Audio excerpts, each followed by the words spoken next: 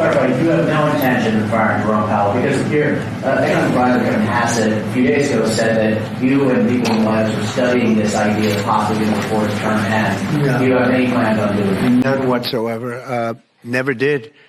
The press runs away with things. No, I have no intention of firing him.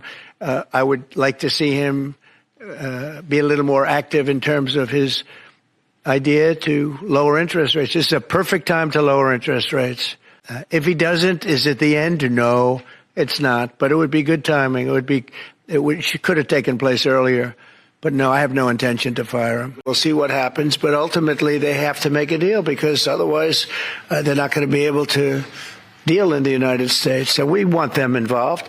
But they have to, and other countries have to make a deal. And if they don't make a deal, we'll set the deal. Because we're the ones that set the deal. Scott and Howard and myself and others, we're going to be setting the deal. And it'll be a fair deal for everybody. And it'll be, I think it's a process that's going to go pretty quickly. We've spoken to many, many countries. And we're getting their views on things. You know, there are a lot of things. They have VAT taxes. They have everything you can have. Don't forget, as an example, the European Union was set up to take advantage of the United States. That's why it was set. And they've done that, but they're not doing that anymore. Mr. President, on China, your press secretary has suggested that some progress is being made. Are negotiations actively underway? And do you agree with Secretary Bessent, who has suggested that the current standoff with China is not sustainable?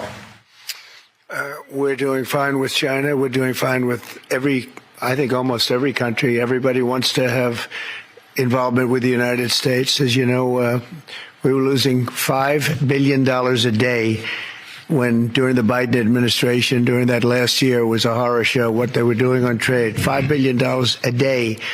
And now we have it down to a very low number because we're getting 25% from the automobile industry, from autos.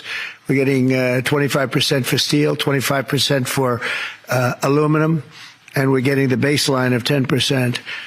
And think of it, we're losing almost $2 trillion on trade. And those days are gone. We're not going to do that again. We're not going to let that happen. We're being ripped off by almost, I don't say every, but very close to every country, everywhere in the world, just being ripped off left and right. You had no leadership. You had people that didn't know what they were doing. And we're going to turn the country around. You know, we have a very nice phrase, make America great again. That's what we're going to do. And it's going to start with trade. We're doing really well. I see the stock market was up nicely, but this is a transition period, and it's going to be a little while.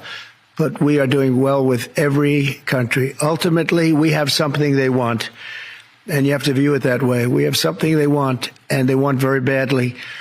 And you know, it's going to be, they're coming in, they're taking treasure, they're taking jobs when they do that, and they have to pay. And they don't have to pay if they come in and create their own jobs. You know, if they do their product here, if they build their product or make their product in the United States, we have absolutely no tariffs, and we welcome people. But we're taking in a lot of money from tariffs, and our country is getting stronger all the time because the other was not sustainable.